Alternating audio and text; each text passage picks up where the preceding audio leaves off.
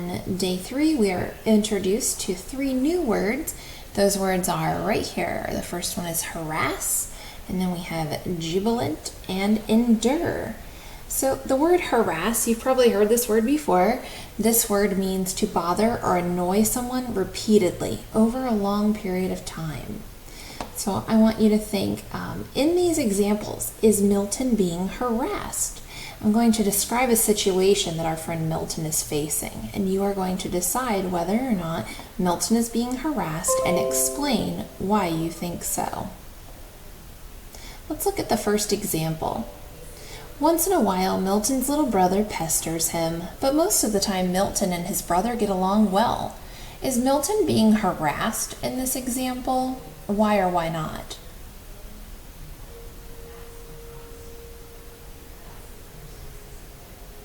Excellent. Let's take a look at another example.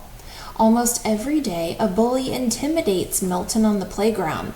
Is Milton being harassed? Why or why not?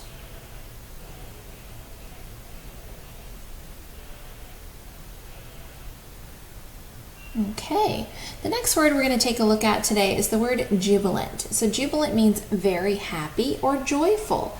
So happy and jubilant are synonyms or words that have very similar meaning.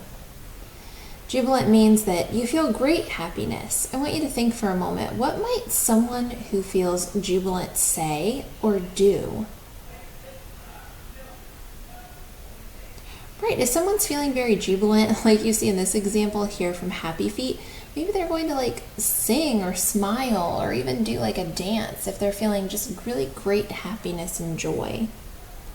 The last word that we're going to take a look at today is the word endure. Take a look at this photograph. What is this a photograph of? Right, we see the Great Sphinx and then these pyramids in Egypt. So the word endure means to continue or last for a long time, just like these two structures have lasted or endured such a long period of time. So endure can also be used to describe a friendship. With whom would you like to have a friendship that endures or lasts a long time? Why?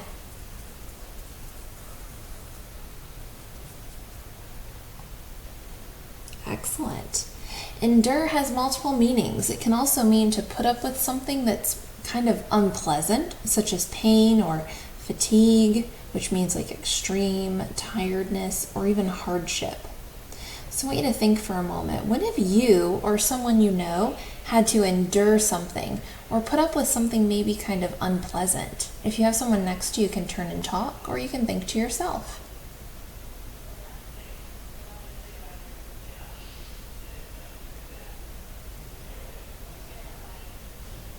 Okay, excellent. So that wraps up day 3. We'll see you back tomorrow as we revisit and review the words harass, jubilant, and endure.